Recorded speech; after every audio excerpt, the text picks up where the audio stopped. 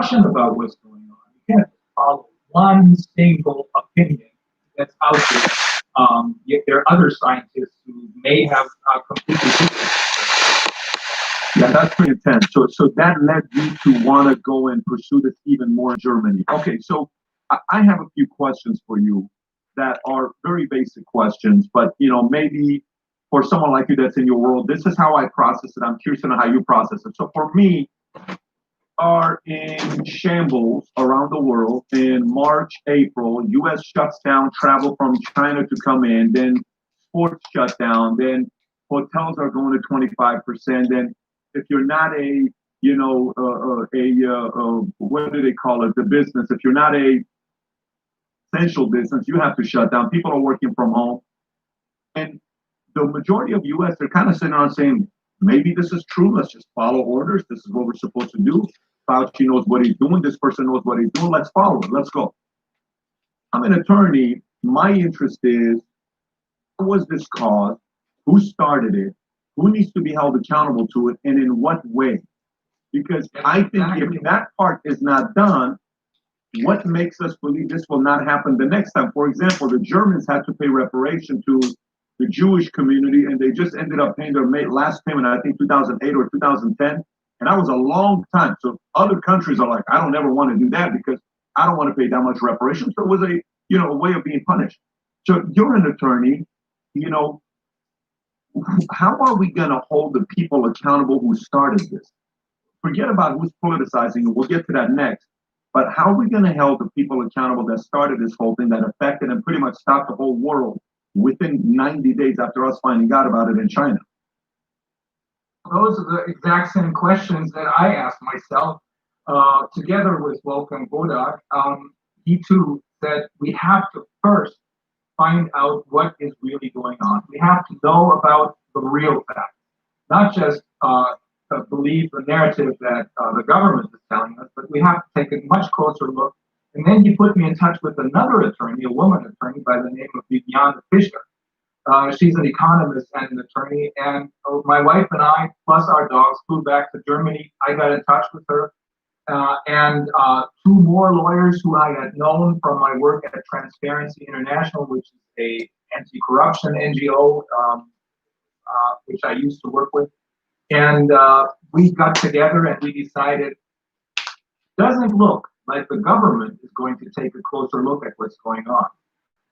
So we're going to just take over and we're going to do what the government's supposed to do. So what we're doing basically with this Corona investigative committee is we were almost acting like a moot court, or it was almost like a mock trial. We decided to ask 4 or 3 basic questions. How dangerous is the virus really? The second question, how much can we trust the PCR test, the positive results? What does it really mean? And the third question, which is really a 2-part question, is how much damage do these anti-corona measures do both to the economy and to the health and well-being of the world's population? Now, the latter is very easily answered. This is probably the worst crisis that the world has ever been in, with so many people dying, in my view, in our view, after all of what we've heard from our expert witnesses, completely in vain. People who didn't get an operation, surgical procedures that were postponed, therapeutic measures that were not done. My sister's a nurse. She worked at a hospital in my hometown in Bremen, which is the port city, and she kept telling me, Rainer, there's something wrong.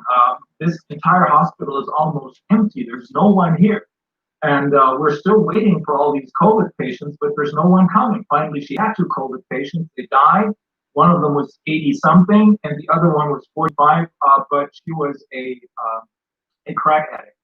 So what we initially thought would hit us like a wave because of all the announcement of Drosten and what we thought would be a real pandemic turned out to be the common flu, or if it is something different, it's no more lethal than the common flu. But back then, when we started our work on July 10th, we didn't know that. We just had questions. We wanted to get answers to these questions. Now, the last question I just answered, the first question is also simply answered because that's what the WHO just came down with. by explaining that they agree with Ioannidis's assessment that this is no worse than the common flu at Mhm. 0.14%. So the most important question was, what is it with these PCR tests? Because if there's no real danger, what are these PCR tests telling us? Because the government kept telling us it tells you how many people are infected, whatever. So that's what we then decided to concentrate on. We asked a bunch of scientists, Professor Kemmerer of the University, an immunologist of the University of Würzburg here in Germany, Professor Kappel, who's from the Netherlands, another immunologist, and there's Dr. Arbe from Austria, a microbiologist. Another immunologist was Dolores Cahill. She's great, from Ireland. And each and every one told us this is incapable of telling us anything about infection. Then I looked up, this came out a couple of weeks ago, and then I read an article by someone who is a real heavyweight in the pharmaceutical industry, the former vice president of Pfizer. He was, I think, for 16 years, he was vice president, and he was also the chief scientist. And I read up what he told us about PCR tests. Before I did that, I looked at all the videos I could find of Kary Mullis. Kary Mullis is the inventor of the PCR test. He got a Nobel Prize for it. He died, unfortunately, late last year. And he, on numerous occasions, told everybody that his PCR test is a great test, but it is not good for detecting any infection. And an additional problem with this PCR test is that what happens is with these swabs, you take molecules of fragments of molecules from the body which are totally, completely invisible to the human eye. So in order to make them visible, you have to kind of blow them up, amplify them, is what they call it. Put them into a machine, and they're amplified until finally they become visible. And how many cycles whatever becomes visible is very important, because this is the general agreement right now across the world, including scientists who write articles in the New York Times, which is another one of the mainstream media. They all agree that anything above 35 cycles makes no scientific sense anymore. A leading German public health agency, Frankfurt, they're saying we disregard anything over 25 cycles, because we realize that it tells us a lot of things, but nothing about infections with this virus. Now, these tests, the ones that we're talking about, the Drosten test, was set at 45 cycles. So this is what we believe now, it was deliberately set to produce as many positive results as possible.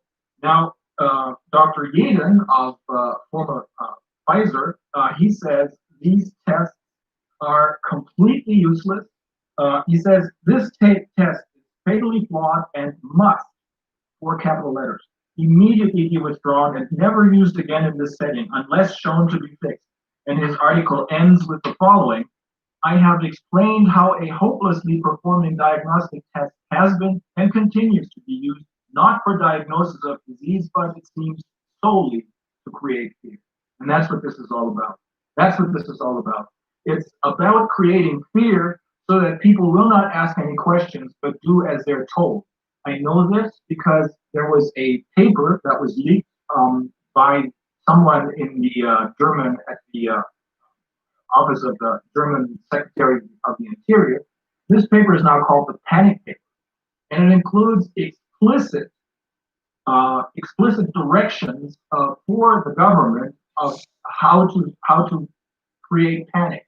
One of the things that is stated in there is make children feel responsible for the, and this is the direct quote, for the tortured deaths of their parents and grandparents if they don't adhere to the social distancing rules, the mask wearing rules, all these anti-corona regulations.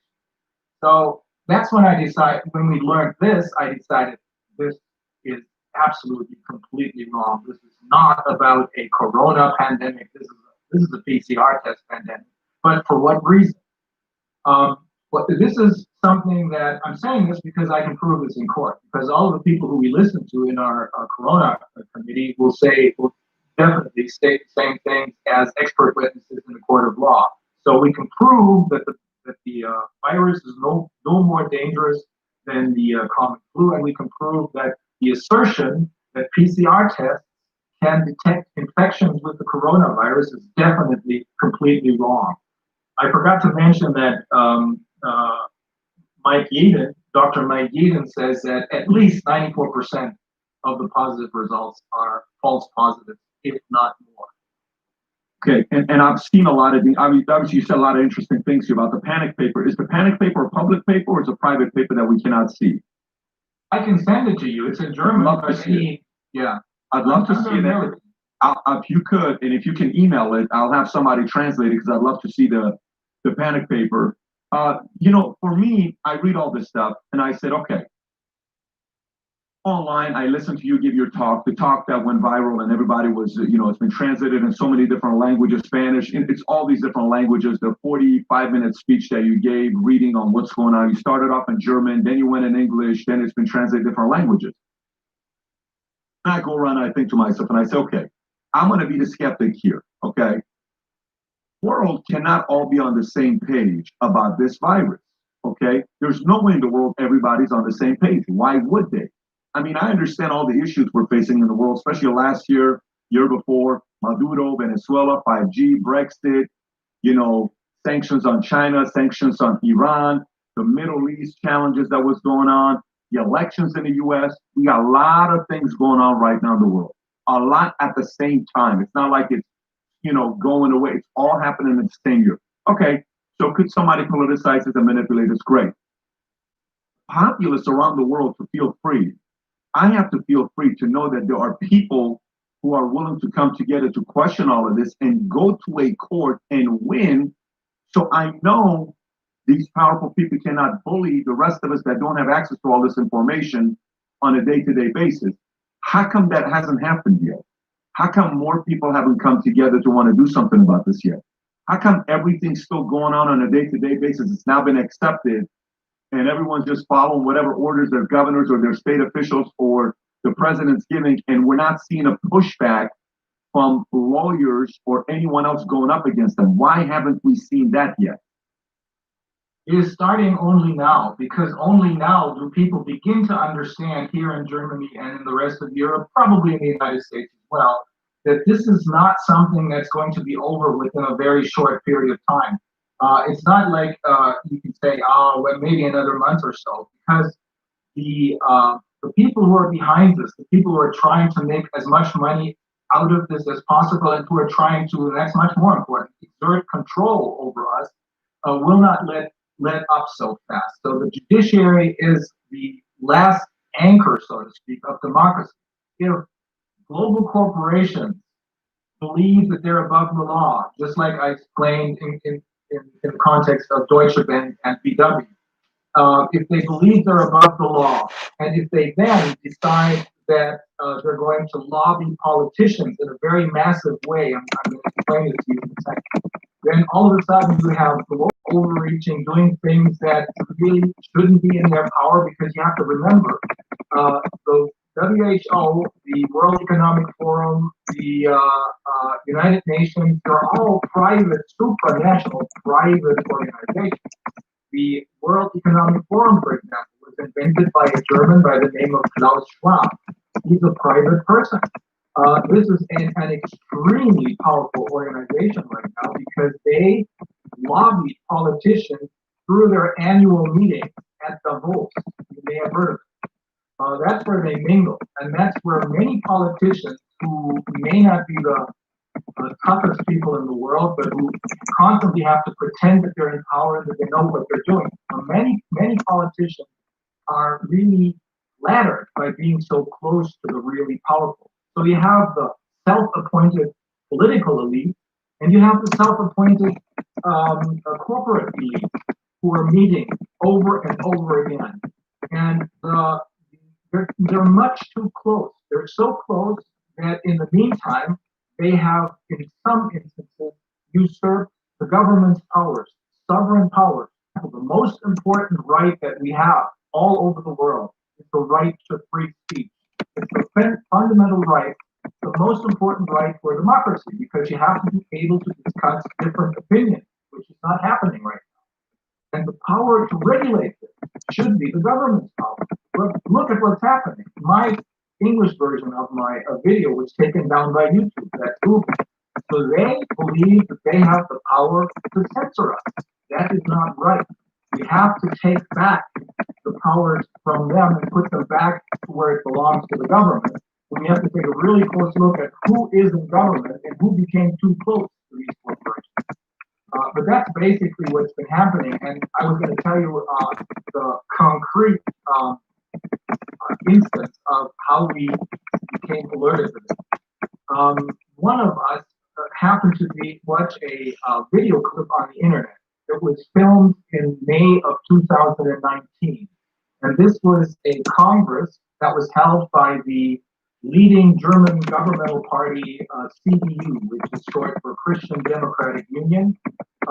We have a what is called the Grand Coalition, which is ruling our country, and the stronger one of the two parties is the CDU. They held this Congress in May of 2019. May of 2019. Now, you would expect all of the people who play a role in this party to be there. Angela Merkel was there. The Secretary of Health, his name is Jens Spahn, he was there. But in addition to that, there was this now infamous Professor Dr. Christian Drosten of Charité University, the one who pushed the idea that this is going to be a really dangerous pandemic, and the one who convinced the world, not just Germany, but the world, because his test was recommended by the World Health Organization to be used all over the world. He convinced the world that with PCR tests, you can see how many people are infected with the coronavirus, COVID. So he was there. And at first I thought, well, maybe he's a member of the CDU. No, there's more. There was Professor Wheeler. He runs the German equivalent of the CDC, the RKI. Professor Wheeler, who's a veterinarian. How did he get into that position? Then there was Tedros of the World Health Organization, Dr. Tedros. Many people think he's a doctor. No, he's a philosopher. And there were the two leading lobbyists of the two biggest, most important, richest healthcare organizations in the world, which is on the one hand the Bill and Melinda Gates Foundation, and on the other hand the Wellcome Trust. They were all there. Now, this could have been a coincidence, but we kept looking, and then we could see that these people had met over and over and over again through the years. And these very same people who met in May of 2019, they're the ones who then called the pandemic in March of 2020. The very same people. And it was Drosten, whose paper, which is a very, he wrote a paper in January 23rd, I think it was published. And the expert who we spoke with say it's really sloppy. He wrote it with other authors, very sloppy. But it's the most important, it's the centerpiece of this, I was going to say, campaign of this pandemic, because it spells out that with a PCR test that he invented specifically for this purpose, we would be able to tell who is infected and how many people are infected. A blatant lie, as we now know. At the same time, there's another thing we found this out a week ago. There was a Chinese paper which was also written about this pandemic and how to best fight it. The Chinese paper was very well done, and one of the professors who advises us on our committee said the Chinese don't need any advice from the Germans. They don't need any help from us. They could have taken the Chinese paper. And now it turns out the Drosten paper was only there to convince the rest of the world to use the PCR tests in order to test for infection. The Chinese paper seems to be the one that was used by the Chinese. Now, the Chinese don't have a pandemic anymore. They understood very quickly that this is made up. Maybe they took part in making this up. Okay, so I'm a mother. My job is to make sure my kids are healthy. I take care of them. Maybe if I'm not married, we should give them shelter, feed them. If I am married, to do my part as a mom. If I got a job, I'll go make money as well. But I have responsibilities as a mom. I'm a father. I have my own responsibility. My job, whatever my job is, I make my 50 grand a year, 100 grand a year, 200 grand, whatever it is. I got a house, put my kids to school, all this stuff. I don't want to think about military because that's not my job. That's a soldier's job and the general's job to make sure if we have an attack, we have the right weapons, we are fully trained, we are ready. That's not my job. I don't have that responsibility. It's somebody else's responsibility. A, people are sitting around saying, it's not my responsibility to find out who is responsible for this. You're saying the judiciary is the last anchor of democracy, right? Okay, so you're in Germany. Who else is coming together, attorneys from different parts of the world, to want to go up and say, hey, all of you power people that did what you did, you got to be held accountable to it now. Here's what we need.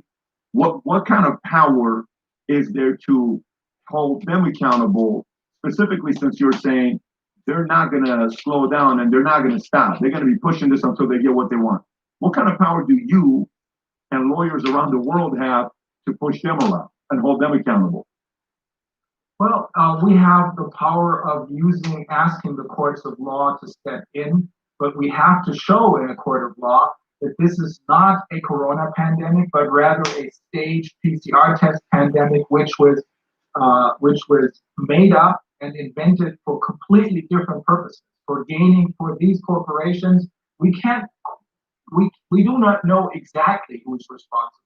We see that some of the corporations that are now censoring us are in part responsible. We know some of the people who are investing their money, like Bill Gates or this Klaus Schwab or BlackRock, who are investing their money into pharmaceutical, in technical companies, and also in the mainstream media, so that they're going to be brought into line and they're not going to report about the other side of the story.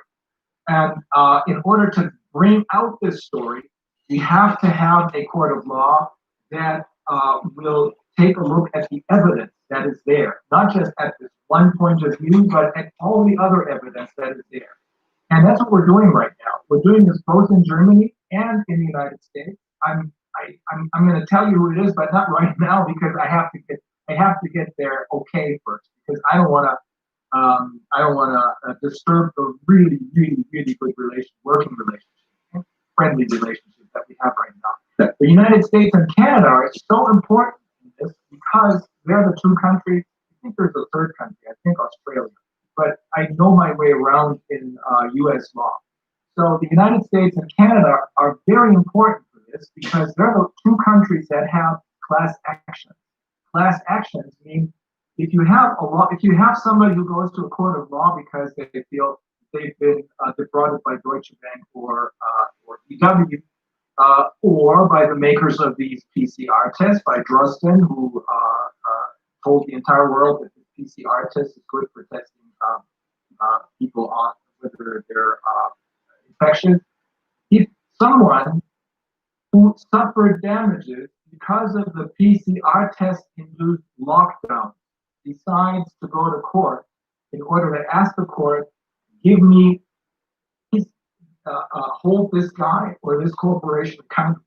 And if this someone then decides to tell the judge, listen, I'm not the only one. There's a couple of hundred more. There's a couple of thousand more. There's hundreds of thousands of more people who suffered the same kind of damages because their businesses were also shut down.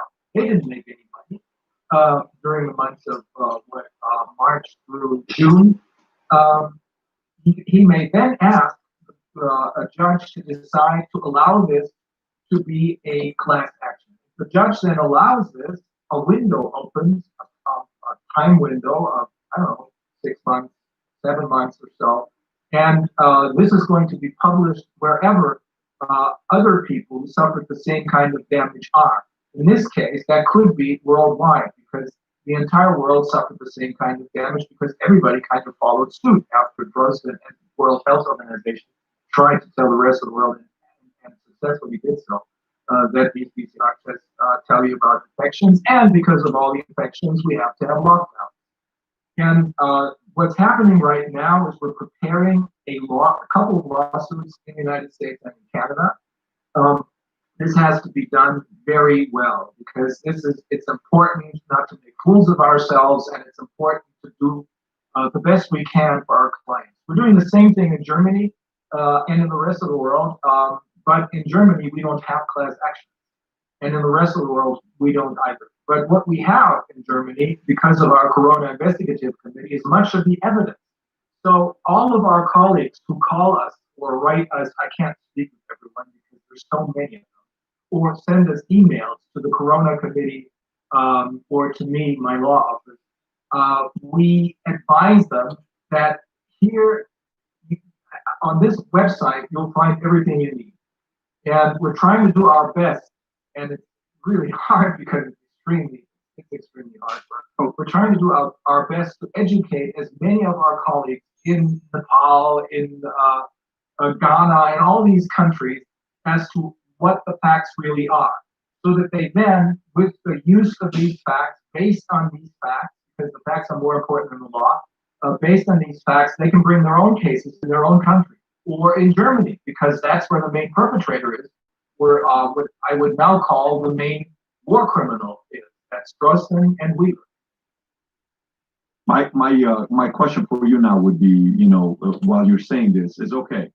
So, are there any other cases in the past where a country has been irresponsible on releasing a virus? I know you're going a different direction. You're going through the PC, the method of the doctor who even came up with it, who died end of last year, the PCR test, and he said it's not accurate and 100%. You can't just rely on this. But you watch all his videos, you're going that direction. But the release of the virus, it started in Wuhan and it started with China.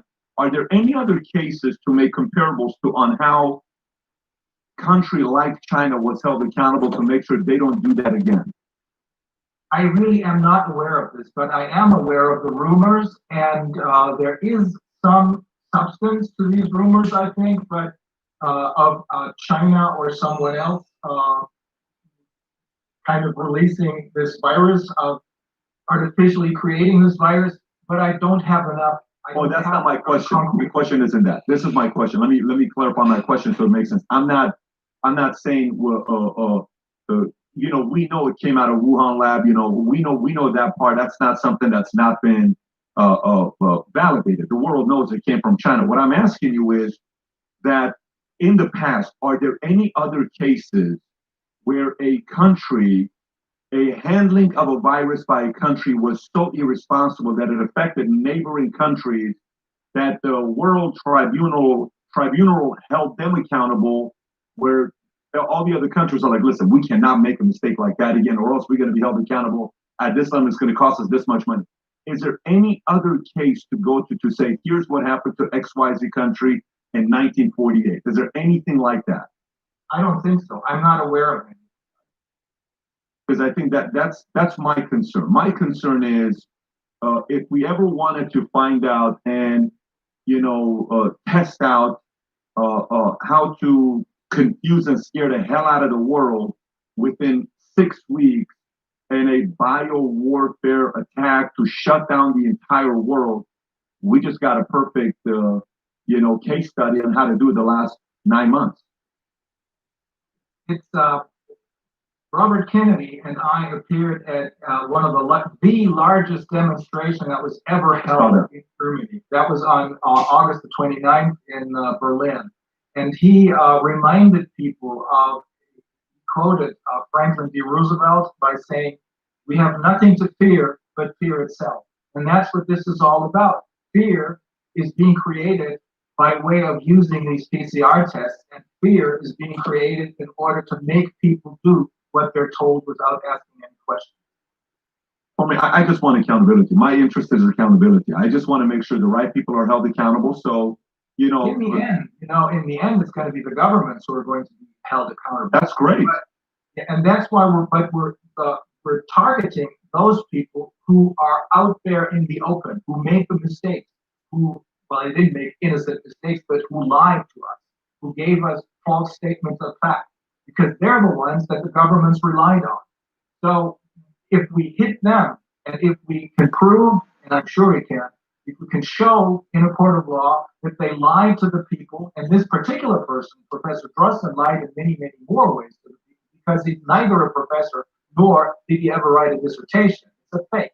That's another thing that came out last week. But if we can show that the government in our case, Angela Merkel, relied on one person only, and that person is a fraud in many respects, then this government loses all credibility, and it'll be easier for a new government to come in and hopefully come to a political solution. So we don't have to wait until the end of the case that we have in the court of law. But once the whole thing gets started, and once the evidence is being, once the witnesses are being heard in a court of law, it'll become very quickly very clear that this is one big, I hate to use this word, but one big hoax. So, that's the word that you use that the algorithms don't like. But so, yeah, I understand. Many people have said that as well. You're not the only person that said it, but you seem like a stubborn man who is not going to stop until you figure out what you want to do. Because going up against Deutsche Bank and Volkswagen was almost a training ground for you to go up against this one, because this is bigger than those two you went up against. But you did say at the beginning, truth will prevail. What is your plan now, the four of you? What are you guys doing as you're going right now? And what's going to stop you guys until you get to the bottom of this? Well, we're going to continue with our work because more and more evidence comes out. In the meantime, at first we concentrated on who is directly responsible. Those are the three people, Drosten, Wheeler, and Tedros. And of course, the organizations behind them. The WHO is one of the responsible organizations. But then it turns out that, of course, they're the ones who are out there in the open, but there's somebody else there who's behind them and pulling the strings. We can see them through the fog. We can see them ever clearer, but we do believe that with the help of the Anglo-American legal system, including the law of evidence, which is much more advanced than any other country's law of evidence, including pretrial discovery, we believe that the facts are going to take us right there to the people who are actually responsible, not just to the puppets, the marionettes, but to the people who are really pulling the strings. Any idea who those are, or not yet? We know that some of the people who invested their money are the same ones who invested their money in these corporations, plus the media. One of them is Bill Gates, but there's others who, like huge corporations or funds like BlackRock, for example. All those players that come to mind may have something to do with it. However, there's no reason to be afraid. Again, there's nothing to fear but fear itself, because there's not a kind of monolithic antagonist on the other side. But there's different interests that are competing with each other, and there's some people on the other side who don't seem to know what they're doing. Because as we found out last week, when we took a closer look at Professor Drosten's dissertation, it turns out it doesn't exist. It was made up only this year when people tried to dig deeper. If we don't lose our nerves, but concentrate, focus on what we're supposed to do, go after the people who we can see for what they did, lying or telling people, giving people false statements of fact about the PCR test, that's going to lead us to where we really want to go. And it's going to give us, I think, a quick solution once the politicians who relied on these experts come under pressure because their experts are really the emperors without clothes. Yeah, I mean, it's very interesting. For the people that are watching right now, what would be your final thoughts before we wrap up this interview on, the average person watching this is not a lawyer. The average person watching this hasn't gone against Deutsche Bank. The average person watching this doesn't wake up every morning wanting to find out more evidence. That's your job. That's what you do on a daily basis. What should the average person who's watching this, who runs a business, is trying to do whatever they can to keep their employees employed so they can go pay, for their rent, their daily things that they need to be doing? What are the final thoughts you have for them before we wrap up this interview? It's two things. Do not give up and keep asking questions, because the more people are asking questions, the more answers we will get, both in a court of law, but eventually also from politicians. And as I said, I don't think it's going to take us a year or two to go all the way through with these lawsuits. Once they start, and once the hearings begin, once the experts are being heard in a court of law, this is going to spread the word, and people will begin to understand that not only do they have a claim for damages, but also do we have a means to make sure that this will never happen again? By, for example, asking the courts of law to give us punitive damages. That's another very strong weapon in the Anglo-American legal system that we don't have in the German system, for example. It's going to be very interesting what happens right after election. If right after election, states like California and New York all of a sudden open up, you know this was politicized. And if right after election they still keep playing the games of what's going on here, then maybe it's a vaccine game. I don't know.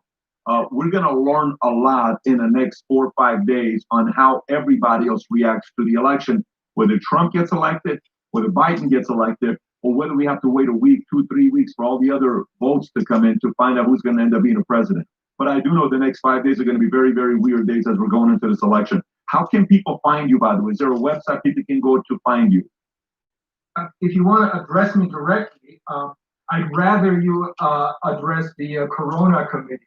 But if you want to address me directly, it's Fomich.com. That's my website. I'll put that link below. And how do they address the Corona Committee directly? How do they do that? What's the website there?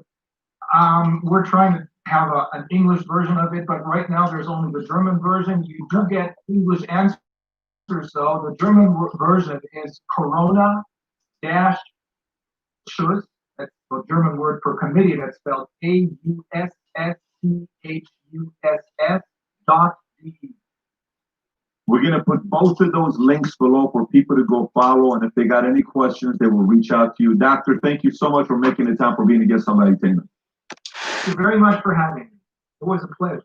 So what's your story? What do you think about his testimony? Do you believe him? Are you on his side? Do you disagree? Do you think what the media is saying is true? Do you think what all these powerful political, do you think there's something going on behind closed doors? I don't know.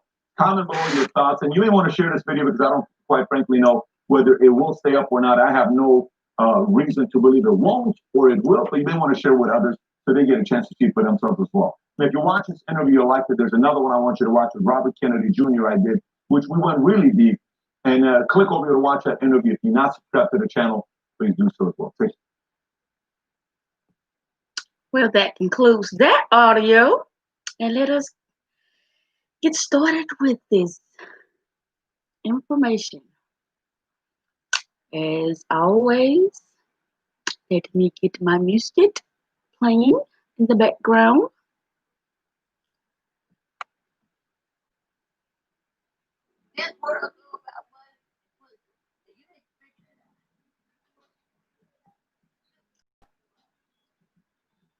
All right.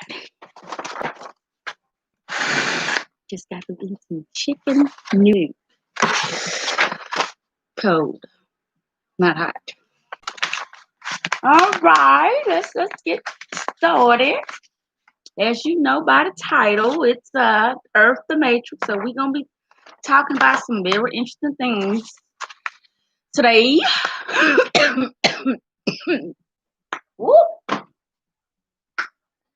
So let's get started. After I drink, I'm gonna get a sip of this water. I don't know what that was. Okay. Excuse me. Move that out the way so it won't be a distraction. So let's begin.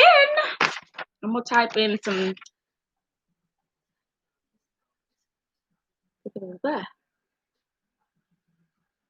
Let's get started. The Matrix is a system that holds the whole society in its place. It is simply a belief system. Y'all know what I said about belief? That the system is real and a belief in words that are written down on paper. Beliefs in words that are written down on paper, which is called spelling, because we believe it is real. But when you write something down, that's automatically a spell. So y'all not, knowledgeable about the terminology of magicians or warlocks or, what can I say, Magi's or witches. But yes, anytime you write something down on a paper that is initially a spell, that's why it's called spelling. But let's continue. Yeah, it get deep. Mhm. All right. The system is essentially held in place by magic. But if you say that to people, they would think you're crazy. Yes, indeed. A lot of people think I'm crazy. But oh well, doesn't matter. Why? Because they don't know what magic is, and yet magic appear all around them every day, and it does. You remember when I talked about sigils? Anytime you see a business logo, that would be a sigil. And a sigil is something to, how can I say this? It is something that is used to program your subconscious mind. That's what logos are for. Something for you to become familiar with that particular business, which is also another method of putting a spell on you because we are so how can I say, we get familiar with the symbols like Nike sign, or excuse me, like the Mickey D's, they got the M, or they use like mascots like the Ronald McDonald, or maybe Michael Jordan. Everybody are familiar with these people. So it's some type of technique that they use to have you like hypnotized. You get it? Okay. The spell, the trance of coming back because you're familiar with that sigil or that logo or the mascot, which would be the what you call it, the endorser or the sponsor for that particular brand, which is the sigil. Let's continue. Mm, that's what's hold the system together. It's held together purely due to people's belief that the system is real, and this belief is held together by people's belief in the legal system. Okay, and this is held together in turn by people's belief in the written word. There you go again.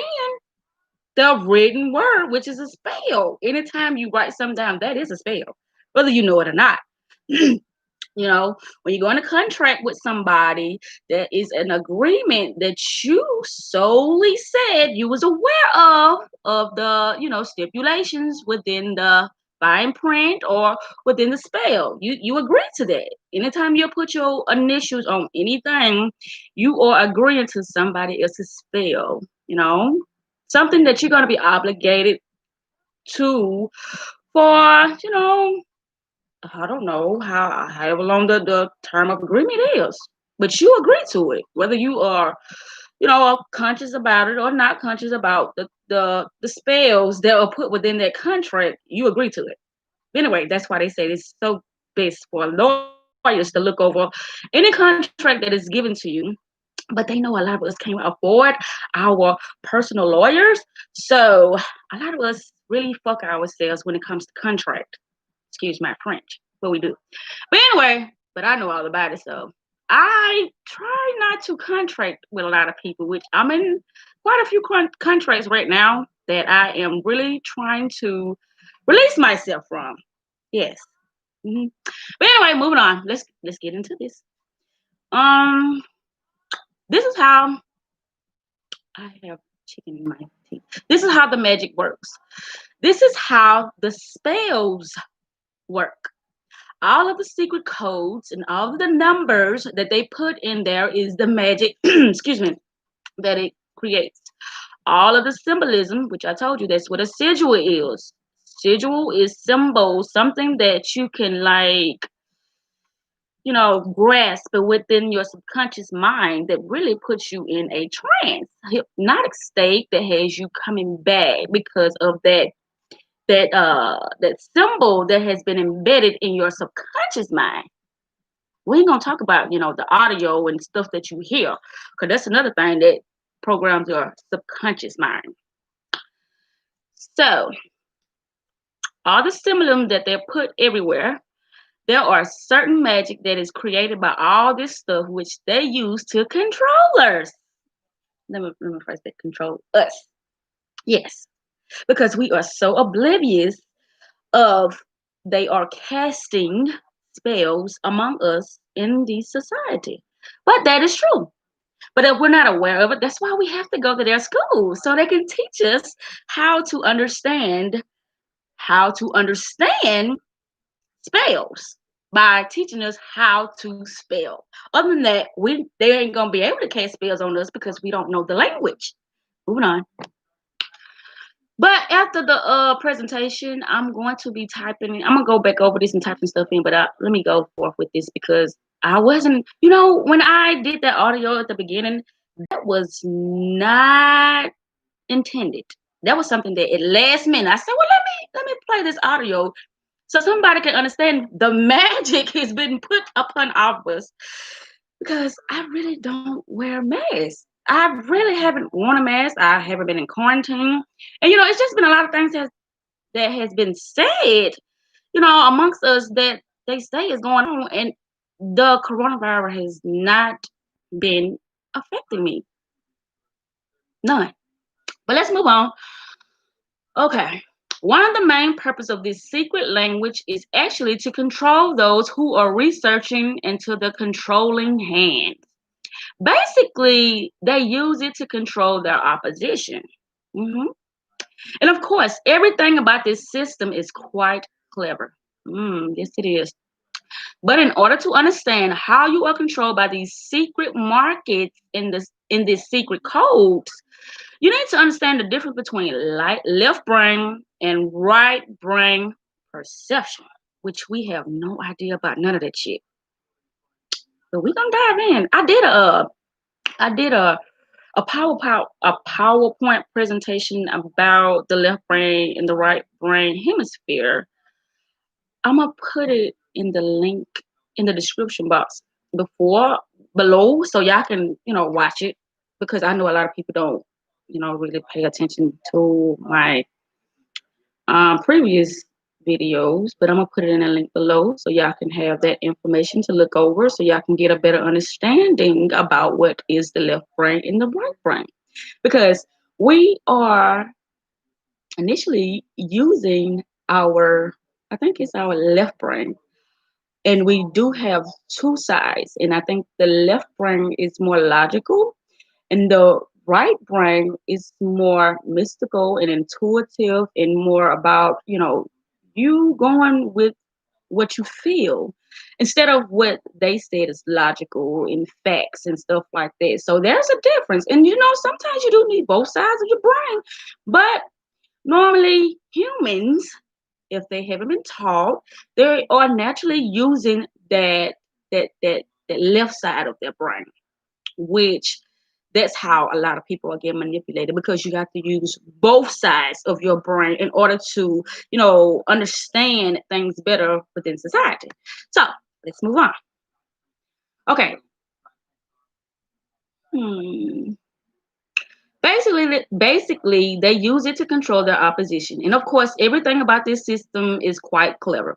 But in order to understand how you are controlled by these secret markets and the secret codes, you need to understand the difference between the left and the right brain perception. And you need to understand how law works, which I mentioned that in a previous video, is about how we are, penalized for breaking the law when we don't know the law. How you gonna penalize somebody for breaking something that they know nothing about? Who taught us that? What law school do they have in elementary? Or what law school do they have in middle school or high school? They might do have some in high school. Let me take that back. But I dropped out in 10th grade and I didn't make it that far. But I know they have law classes, courses in community colleges, because I went to one and I took, a law class when I was in Lawson State. But anyway, and I lied a lot. I even took business classes as well, because I'm a curious person. I gotta know things. So yeah, hold on. Okay, and you need to understand how law works with what the law actually is. When you look at the law, there are two types of law on earth. There is natural law and there is man-made law. Whew, that chicken noodle soup, baby. There is natural law, meaning as the natural law, you have sovereign rights. Meaning nobody, I'm gonna talk a little law, which it's just coming by memory, can infringe on your life. Nobody can impose on any way that you choose to live your life. Long as you ain't harming nobody, that's you know that's natural law. But they placed a lot of things before us that keep us in a stagnated, in a limited state, based upon all the laws, based upon all the those traditional things that they put upon us, like 9 to 5 jobs and stuff like that. And we don't even grow our own food. It's so much stuff that they have put upon us that we ain't oblivious to, that just we accept it as the normal way of life, because we have become so complacent. We love that we can go to the grocery store and pick our food. We love that we can go to the retail stores and buy clothes and shoes instead of making things our own, or bartering and trading, things of that nature, because that's what sovereign people do. That's what sovereign people do. Sovereign people barter and trade. They don't go through the normal society. It's like, how can I say this? What they call them people? I can't think of what they is, but it's I think it's the freak. I can't think of these people, but they don't even come into society. They uh freak. Anyway, I'm gonna put it in the description box so when I think of it or whatever. But anyway, let's move on. But yes, we've been tricked so many ways that you can't even recognize. But anyway, there's natural law and this man-made law. The law of white arts is not a law that is written down. It is a law that is inherently ours. See, they said white law, and they talk of black law. See, that's what we under. White law is something that is not written down. White law is something that you just do. You don't have to write it down. Why do you have to write it down if that's something that you came up with yourself? You all memorize it. But black's law, and see, that's why they call it black magic. Black magic and black's law is something that they put before people that they don't really understand it, but they still agree to it. But it's a spell. Anytime you talk about anything black, but they how they call us black, right?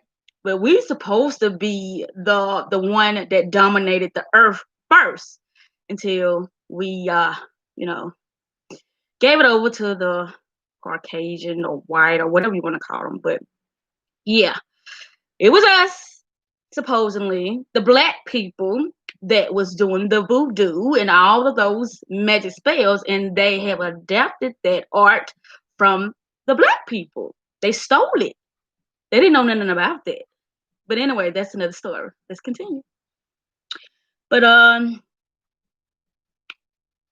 also, natural law is the law of the light, white law. However, man-made law is the law of the dark, black law. Why do you think they call the legal book Black's Law? And a lot of people don't even know that. You know why? Because they don't study, the legal knowledge. They let their lawyer handle it. That's their job to know the laws. But see, that's how they tricked us. We didn't want to do that on our own. I'm not knowledgeable about a lot of law stuff, but I got quite a few, information about, law and stuff like that. That's how I know a lot of a lot of cops and stuff like that. They know they be stepping out of line, and guess what? I make their ass know they step out of line too. But anyway, moving on. Their focus is to teach you to thinking language. Thinking language. Language is supposed to be verbalized, right? But they got a stinking language, meaning like, well, like I said, when we contract, we be thinking, okay, we understand this because of what's written down, the word they're using, but words can be reversed, and you don't. It may be something familiar to you, but they're gonna use it in a whole nother context. But you're gonna agree to it because, oh, I know what that means, but you have no idea what you just contracted to. Moving on. Okay, they created schools to teach you how to spell. Spelling, spell. Mhm. This is the first thing that they teach you to do, to spell words. And these are written words. Spoken words do not need to be spelled in normal thinking. In normal thinking and normal everyday life, you don't need to spell words. You don't. It's only when somebody trying to put some type of spell on you when you have to deal with words, on paper. There's always a spell. Mhm. That you have no idea what you're getting yourself into. But moving on. Wow. Look what the words are. Please, what we're trying to do. What they mean? Oh no, they finna cut me off, y'all. Am I still here? It look like it on my end. They just said it was finna end my life. No, that's right. Y'all see that? I'm gonna try to move on, but if we get cut off, then I guess I have to start again later or something like that. But we're moving along. So, but once you're told to view words as something that is written down, then the words have power over you. But it's a spell. Words cast spells, whether verbally or written down, they still cast spells.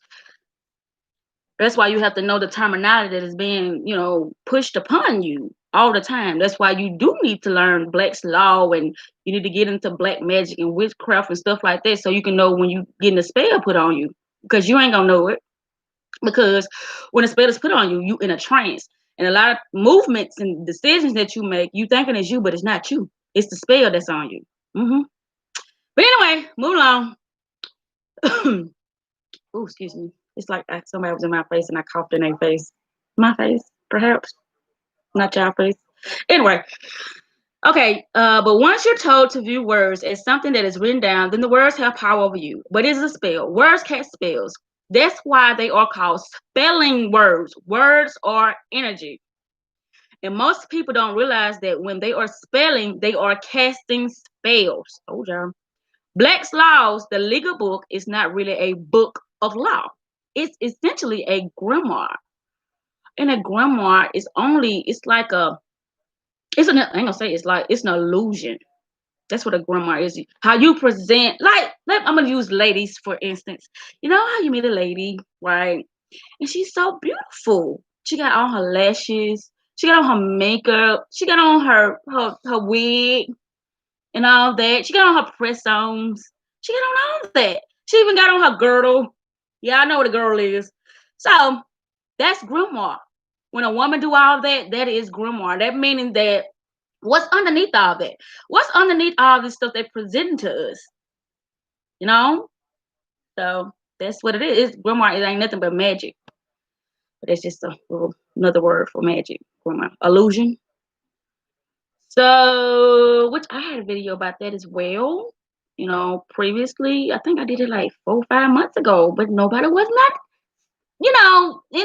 interested in my content. But it's okay. I still do my content. I still be passionate about it, even though we're not going there. Let's continue. Okay. And most people don't realize that there are hold on, wait.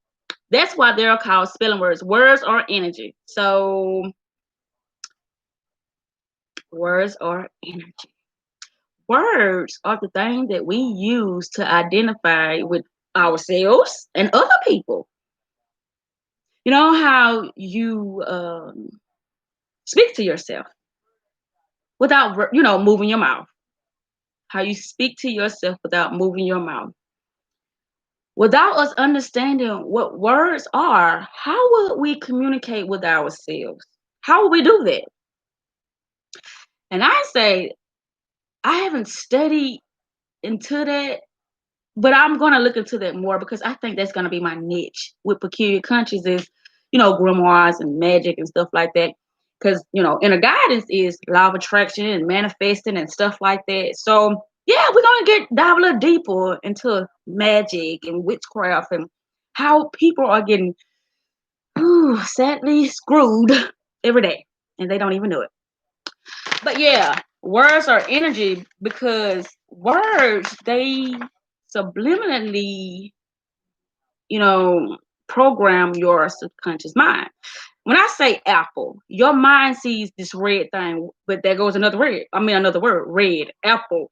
So we have been identifying with spells based upon what somebody else told us these objects are. But once we decide to put our own name to something, that's when people gonna start looking at us crazy. They're like, you can't do that because the dictionary says this. But once you understand that nothing is written in stone, that you can change things to make it have meaning for you, then hey, you have officially broken the spell because you looking at things for how you see it and not what somebody else said it is for them. Okay? Okay. Whew, okay. I think we're gonna get ready to take a little break here in just a sec. Okay. Uh, it's a book of spells. They can write down all of these rules on paper, and you still don't believe that they apply to you, but only because you can spell. I just told you that. If you didn't know how to spell, you wouldn't understand what was being, presented to you. But you know how to spell, so it's like, okay, I know, which you don't know because spells, words can be trickery. They can mean totally different from what you learned in school. Moving on. Only because these spells are holding you in place by your beliefs. Okay, we're gonna take a little break here and I will be back in a sec. What is this? I don't know. Woo! Okay, no, no. Oh my gosh. Where is it? Come on. No.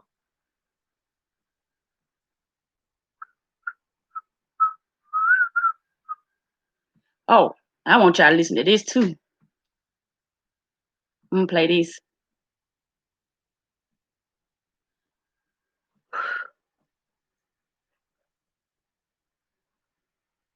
By the way, are going to give you $600 of your own money back. And remember, the last time they gave you $1,200 of your own money back was 253 days ago. That's 100 divided by 253 is $2.37 per day. But wait, there's more. All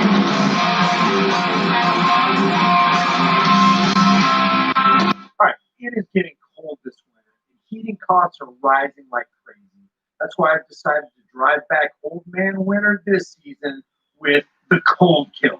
I've been using this thing every single day to keep warm while I'm working on videos. Within seconds of turning it on, you've got insta heat. I mean, I am pretty impressed with how much heat this thing throws off.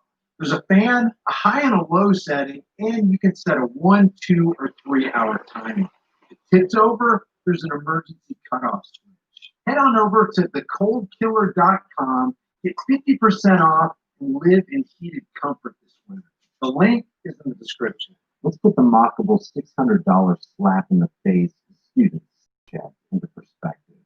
Between housing, All right, I am back. vehicle costs, cell phone bills, and other expenses, Americans shell out $164.55 on average every single day.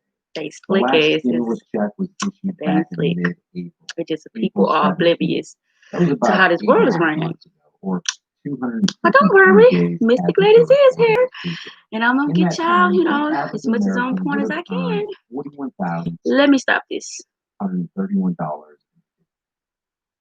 Let's continue, shall we? All right.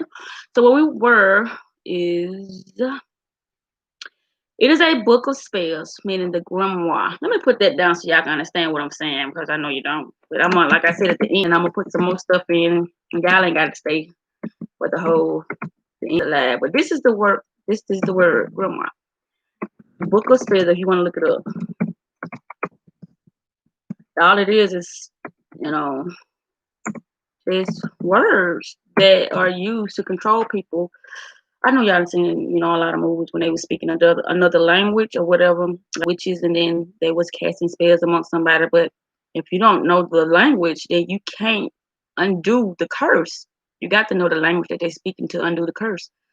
That means you understand what they're saying, because, well, shit, you don't understand. You overstand what they're saying, because you can take that curse off yourself based upon what you know about the language they're using and what's the meaning behind the words that they're using in order to put a spell on you. But anyway, yeah, this stuff can get, you know, kind of complex. But we're moving on. So that's the word, if you want to look it up. So they can write down all of these rules on paper. Hear that? Rules on paper. And you seldom believe they apply to you. But only because you can spell. Only because the spells are holding you in place by your beliefs. In this written language, real language, and I'm gonna show y'all in a minute, because I told y'all it was a point in my life where all I did was researched. And anything that was interesting to me, I did a whole paper on it. And so all this stuff is like, I want to say 6-7 years old. So what I did, I've gathered a lot of information that I know would be useful for you guys, and I brought it back out. And it's time to put it to use instead of keeping it all, getting all dusty and, you know. Let's move on. Okay, real language is actually spoken, and real law is ours. We all know what right and wrong is. We all have inherent senses of good and bad. But by writing words down and spelling words, we can begin to mold the mindset of people. Yep. It's called mind control based upon those spelling words. But anyway, we can begin to mold the minds of the people and get them to operate within perimeters which exist outside of white law, where they are now operating within black law. Written language is essentially a form of symbolism, and not all symbols are bad. No, they're not. Symbolism can be used for good purposes, such as to convey information to people. But a lot of ancient language, see, we don't know how to speak that yin yang. I call it yin yang, but I always was curious about, you know, studying African language and French. Yeah, I like that. It's sexy French. Oui, oui, ooh la la. That is not French. Let us continue. Okay, written language is essential a form of symbolism, and not all symbols are bad. Symbolism can be used for good purposes, such as to convey information to people. But a lot of ancient language, you find languages such as Hebrew, Aramic, Sanskrit, even Chinese. These types of languages are not spelled, and they're not. I have no idea what type of, they use symbolism. That's what it is. It's like they use little, like a mark, like a check mark, or this. They don't use actually alphabets. They don't use it. And if you listen to, let me show y'all something. I love doing this. Now, when you look at alphabet, what do you see? Did I say that right? I think I did. Let me check into that.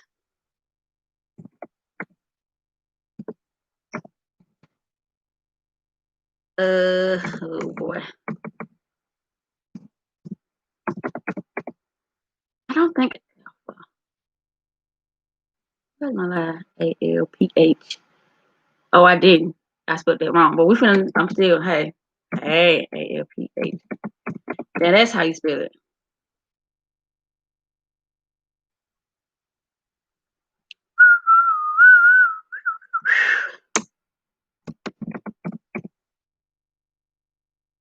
Okay, I'm gonna get my point across. Just wait a minute. Okay, look at alphabet. Okay, what I did wrong. I put a, oh, I didn't put H, alphabet. So you got A, L, P, alpha, and bet. And guess what that is, y'all? Do you know they have these sororities, right? And also, that has something to do with the different types of what I can how do you say it? The different types of consciousness that you are in. Have you ever heard of like alpha and beta? All they did was join these two words together to say alphabet.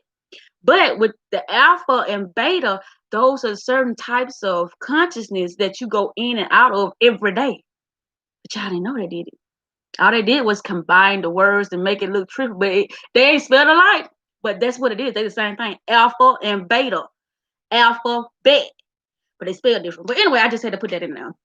See how trickery words can be. You're like, oh, that's alphabet. No, that ain't. That's alpha and beta. It's got something to do with you being able to how the words got sound waves and stuff like that. This stuff get real tricky. I'm trying to explain to the bitch I can. I'm gonna do a PowerPoint about a lot of this stuff to y'all. I do know that. But yes, it's trickery with these words. But I just had to put that in the air about the alpha and the beta. That's all it is with the alphabet. But anyway, okay. We can begin to mold the mindset of people and get them to operate within perimeters, which I already read it. These types of language are not spelled. Like I said, those when the other languages, people they don't use. And they said English is a bastard language. I'm all over the place on it. But yeah, y'all don't notice that the other like the foreign countries or whatever, they don't use alphabets. Only, American people use alphabets. They use symbols. But these type of language are not spelled. You find that there is a symbol which will convey an entire word. They use one symbol to say an entire word in the other countries. Okay. And the symbol may convey a different word if used in conjunction with different symbols such as Hebrew. Hebrew is like 6 meanings for each letter, but each letter is actually a word. Each letter is actually a word. Did you hear that? When we got words, well, each letter construct a word. But they got a letter saying a word. Anyway, it is not a language that is spelled. English is a direct phonetic reversal of Hebrew. So we're basically all speaking backwards. Isn't it something? We're speaking backwards. That's how we put a curse on ourselves based upon our own ignorance. But it's a lot of things that we have been, like I said, familiar with. So we're not thinking that we're placing ourselves under a spell, but we are. When we speak English, we're speaking sounds that's completely unnatural to the natural rhythms and natural sounds and bad rhythms of their environment. But it is in the spelling and the symbolism that is contained within the language that the mental and psychological control grid is constructed. Did you hear that? It is, hello, in the symbol that is contained within the language that the mental and psychological control grid is constructed. And the same can be said for numbers and geometry. Numbers are tricky too as well. Do y'all understand how we every day we use numbers from bank accounts to so much stuff, we use numbers. And that's another form of, placing a spell on us too, because that's why they have this thing called numerology. And when you understand the meaning behind certain numbers, once you see those numbers, it'll let you know what's really happening. That's why on particular dates, you know what I'm saying, and months, certain events happen and certain movies come out and stuff like that, because they are not oblivious to numbers have hidden meanings, but it's only to the mainstream. They don't know this. Moving on. All right. And so the Freemasons place symbols all over the place, designs and sigils in the very architecture and structure of the road system. Have y'all ever noticed that? Like a stop sign. Now, I'm not familiar. What is this the shape of a stop sign, right? See, you got a color, you got a spell, and like I said, it's a sigil. It's telling you what to do. Stop. But the whole thing is a spell from the color to the shape and to the word. But we be like, oh, that's normal, a stop sign, or colors. All of these things are spells because they have significant meanings behind the word with yellow or red or whatever. But we don't know that. I do though. They have meaning, which I'm going to put a lot of information in the PowerPoint because I explain things better within a PowerPoint than me speaking it verbally because y'all know that don't go so well. But yes, they have sigils and see. Moving on, we're gonna get through this because I got I got a premiere coming on around about 3:15 or whatever. So I gotta get this over and done with. And that's gonna be something specifically for a special someone. Yes.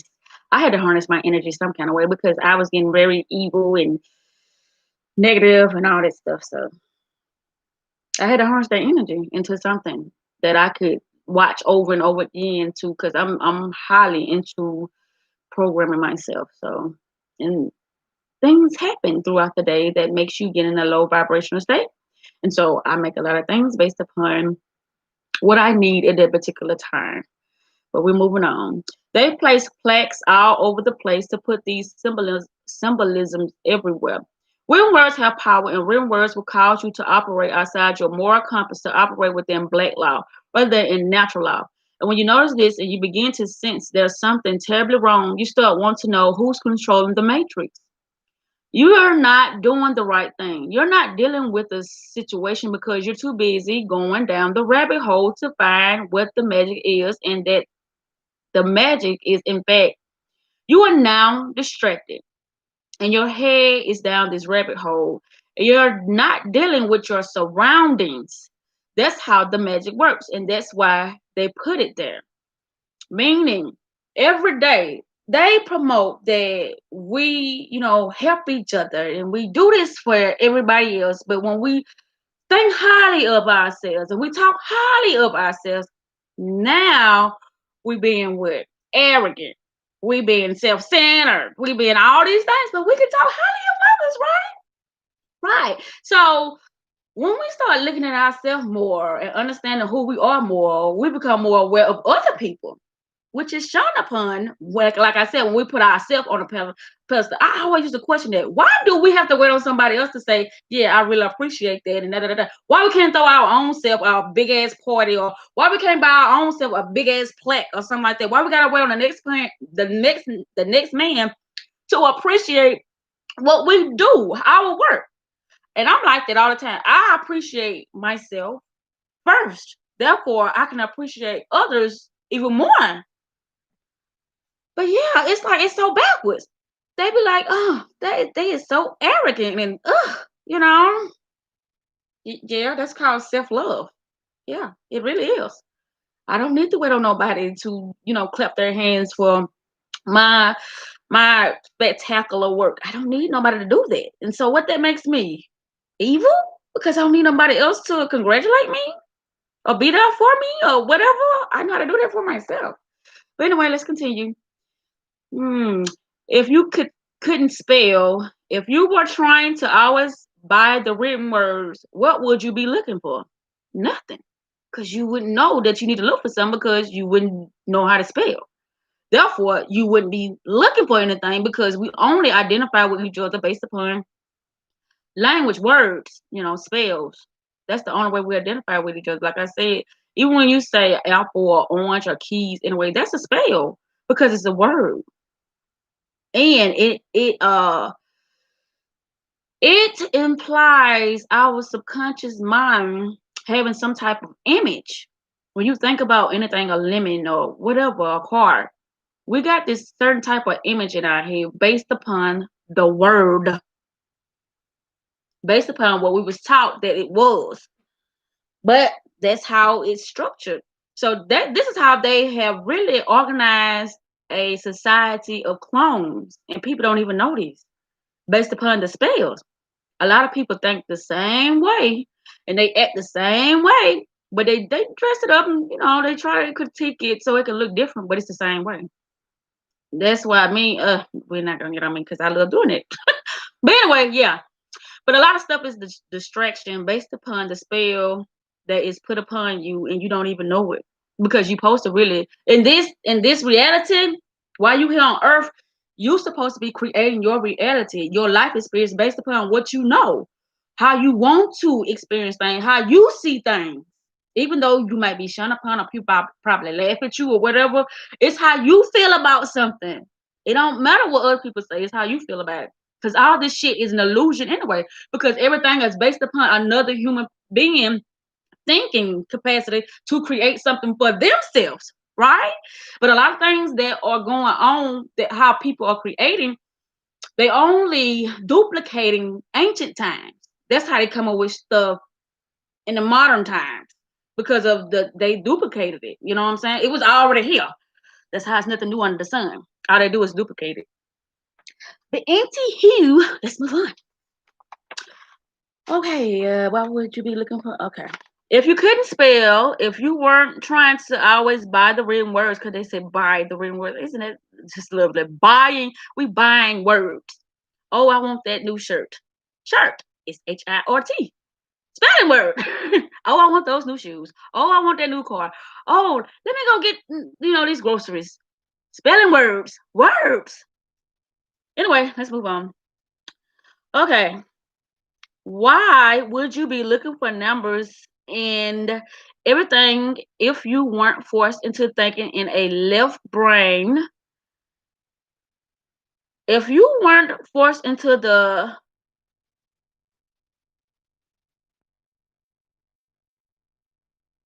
moving on, if you weren't forced into the dictates described by civilization, you would be simply dealing with the world around you, meaning your household, meaning I say your neighbors, stuff like that. It's like you deal with stuff around you, but people like to deal with things that are going on overseas and stuff that's on TV and stuff that they hear on the radio, and they don't even deal with the things that are happening amongst them, including themselves. They just ignore themselves and be screaming at the TV and screaming at the radio and talking about, oh, that's so bad. What's going on, across the world? But it's a lot of shit going bad in your world too. Meaning your life experience. It's so much stuff going on bad in your world. You don't have everything that you want, but you solely focus on something else. And that's how they get us. They feed us information and schedules and put it in front of our face, or we listen to it on the radio and we have sympathy for others and we ignore ourselves. It's all a distraction though.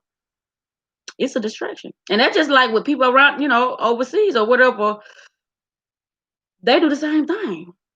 When they have things that they have to handle and take care of amongst their surroundings or whatever. So if you weren't forced into the dictates described by civilization, that was the word where I paused on. I'm like, oh, and that was an easy word, and I paused on it, y'all. Dictate. Dictates. Described by civilization, you will be simply dealing with the world around you, the world around you, the world around you. Actually, when we look out externally, it ain't real. We don't see Africa. We don't see Paris. We don't see China. We don't know about things around the world because we watch news. So based upon what the news tell us, based upon what a movie show us, that's all we know about it until we have that experience ourselves and travel there. We don't know nothing about none of this. We don't even know it exists because we never been there. All we do is take somebody else's word for it. Until we actually have that experience ourselves, it don't exist. It does not exist. And that's how they make us believe that a lot of shit is going on within the world because they present it to us as facts. as something that's really true. And I ain't gonna lie, it's a lot of things that happen within the world that have happened and were true, but it didn't happen to us. And so then they will look at you as a monster and compassionate of what's happening to other people, but yet it's still a distraction. So we've been programmed very well. Yes, we have to think of others before we think of ourselves. And that's not good. And that's how a lot of killing and hatred and racism and stuff like that happening because we don't understand ourselves. First, you got to understand ourselves to understand others. Once you understand yourself, then you'll understand others because we all humans. We all have the same emotions. I'm gonna say we have similar experience, but we have the same emotion. Our experience is what make us unique. What we go through, and it teaches us, and it molds us into who we are as that personality. Which is persona, is all an act, which is another trick because you ain't real. That's why you talk about the spiritual aspect, because spiritual means something that is not seen. Something that is not seen is spiritual. It is not physical. But we base a lot of things that we feel that controls our mood on a lot of stuff that's physical and not on the things that we know about ourselves, because we don't know shit about ourselves. But I do. We look at people and we don't see them as, I see everybody as something that it just needs to be shown. People, I said something. I see people as an entity that need to be, no ma'am, get back, be shown a different way, a different perception of viewing the reality that they experience. That's why I do the things that I do. Because, oh shit, I didn't even put that in there, did I? But yeah, that's all it is. People just got a misunderstanding of where they at and who they are. And once everybody get the understanding of who they are and where they at, then things will change for the better. But a lot of people can't grasp the concept of spirituality, even though a lot of people, study and practice. Yes, it is a practice, Christianity and all those other religions and stuff like that. But Christianity is the most bastard religion there are, because they make them believe in some outside of themselves instead of them believing in themselves. Once you believe in yourself, yeah, you can, anything that's outside of you is spiritual. So if you got something inside of you that's spiritual that you haven't fully met with the naked eye, but it's there, it's a feeling that, so this is the thing within you that's connecting with the things that's spiritual, unseen outside of you. And that's other human beings too, because every human is spiritual. I know this sounds a little complex. Okay, let's move on. Cause like I said, I gotta hurry up because my premiere, it'll be going in a minute. Okay, if you weren't forced into okay, we already read that. You'll be looking at all these secret things. You'll be seeing something wrong, and you will be making it right. Based upon what you know about yourself, that's how you'll make it right.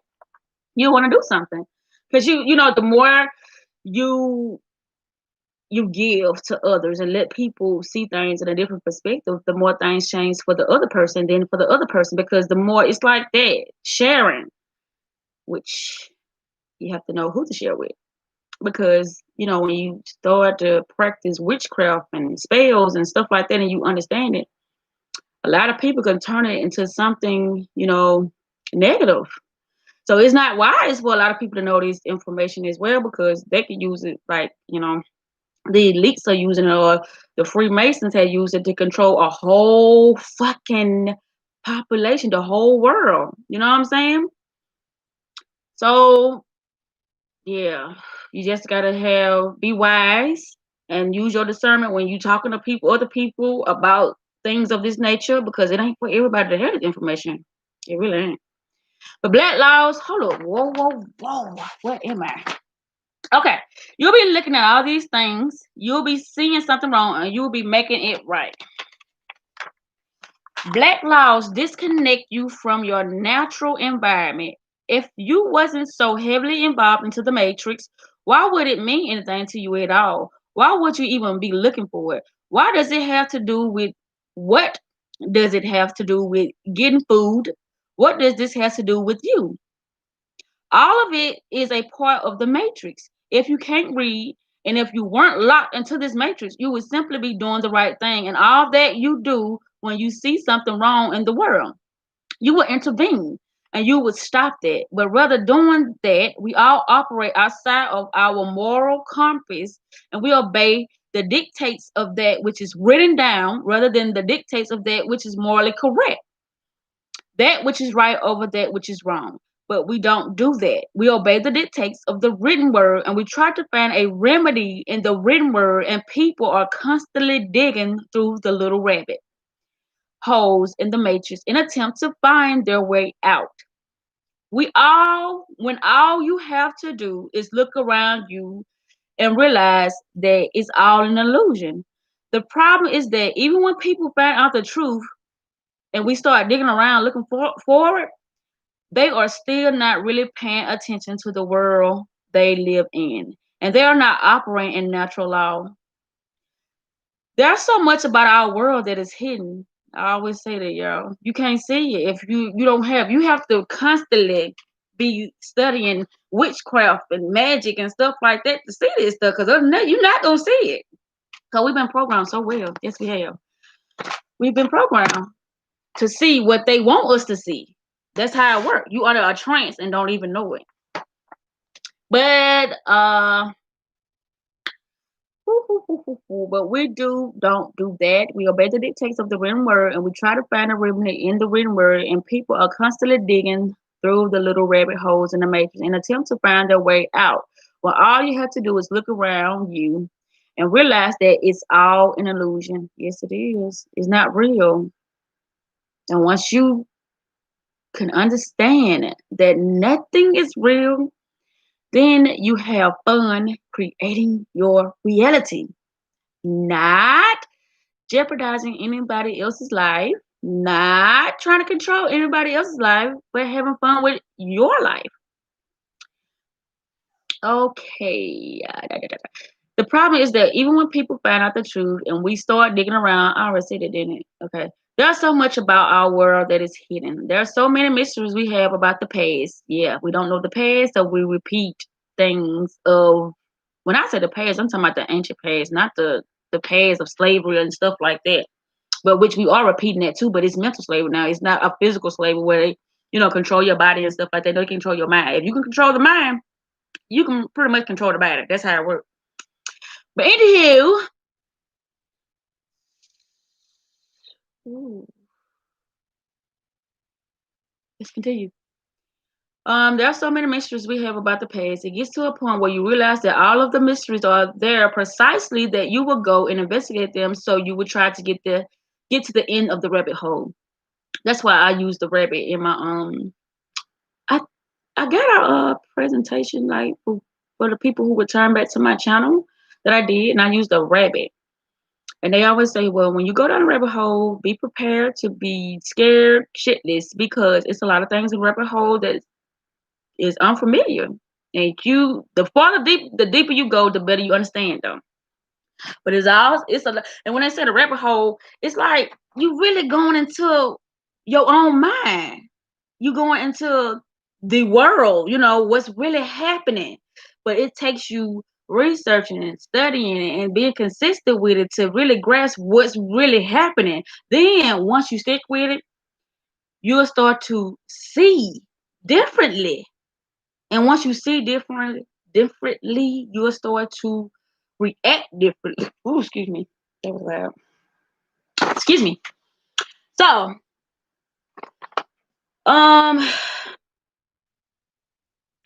there are so many mysteries we have about the past. Okay, it gets to a point where you realize that all of the mysteries are there precisely that you will go and investigate them, so you will try to get to the end of the rabbit hole. So you'll try to unravel this mess, simply realizing it's all held in place by fiction, and it is.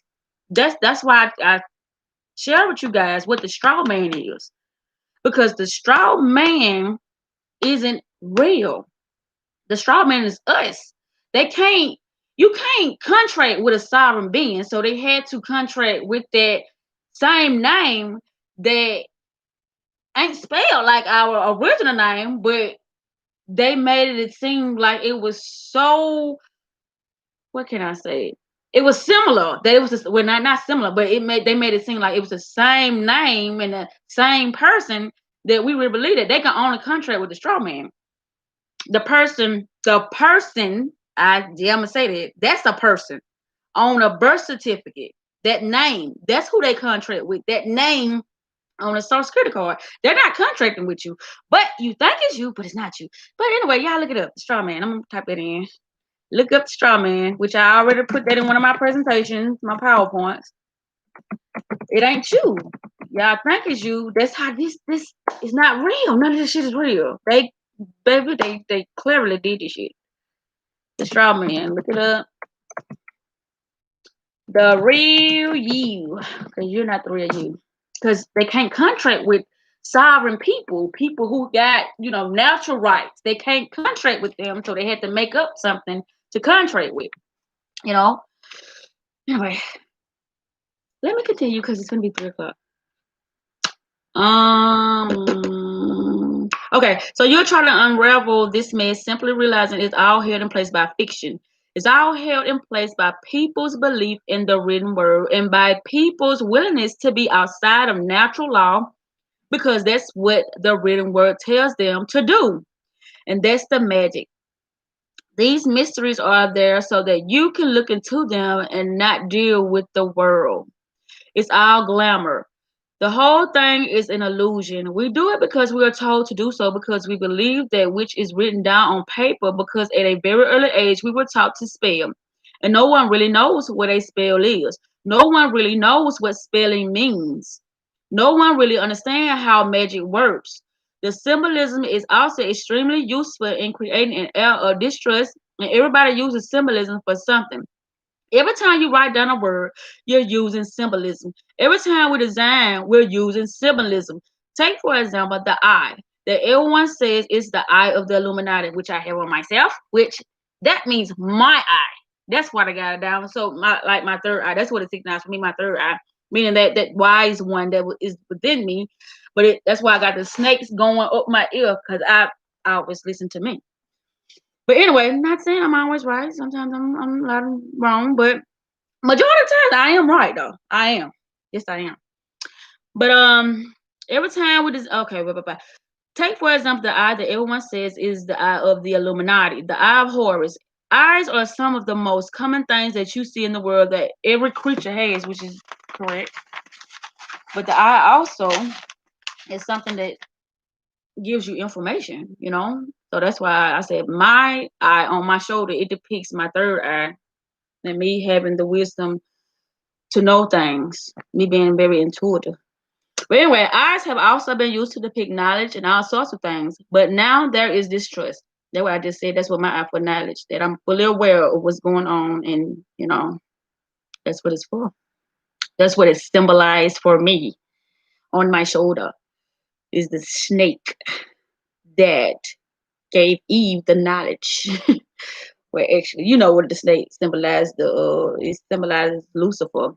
He carried the light, the knowledge, and they depicted Lucifer as the devil, which they two different things. But anyway, we're not going to go into that as well in this video.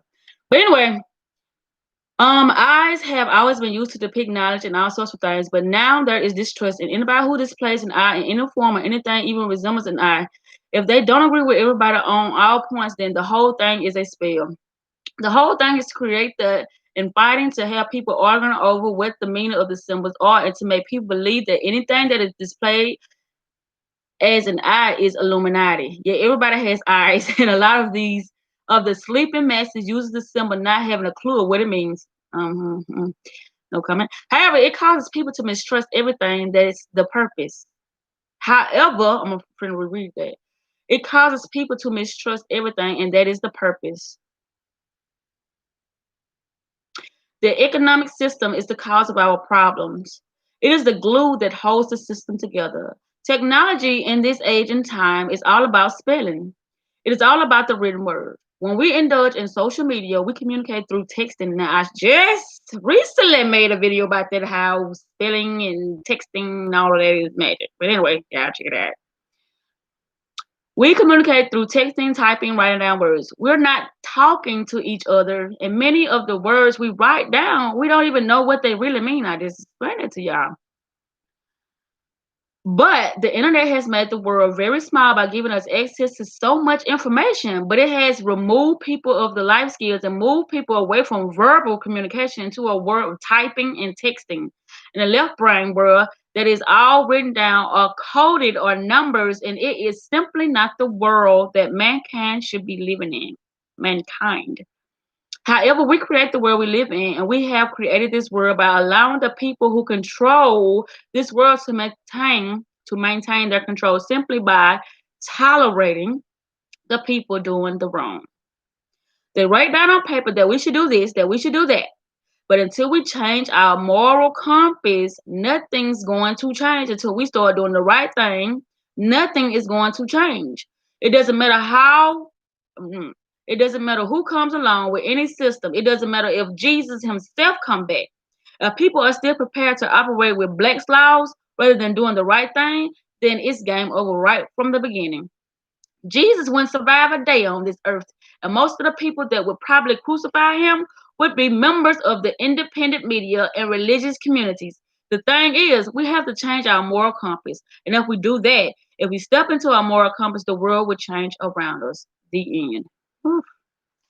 This was interesting. That's why I said y'all was in for a treat because it went into more details of how there's a lot of magic getting, put upon people's eyes and they don't even know it. Oh, this show's so clear. Oh wow. But anyway, I will be wrapping this up and hopefully maybe tomorrow we'll go live. So I hope y'all got some understanding within this video about, the earth matrix that we live in.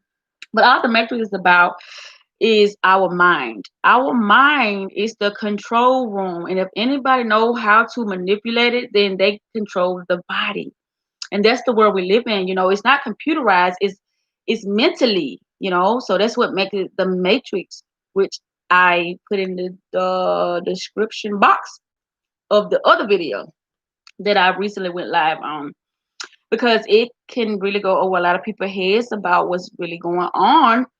But then society, that's so important because we interact with other people, but we're not actually interacting with people. You know, if they have been programmed to believe a lot of things they believe, we interacting with that. I don't know what to call it. I say a clone or a drone or something of that sort who was the controller, meaning the mind controller, the one who put the spell over that person.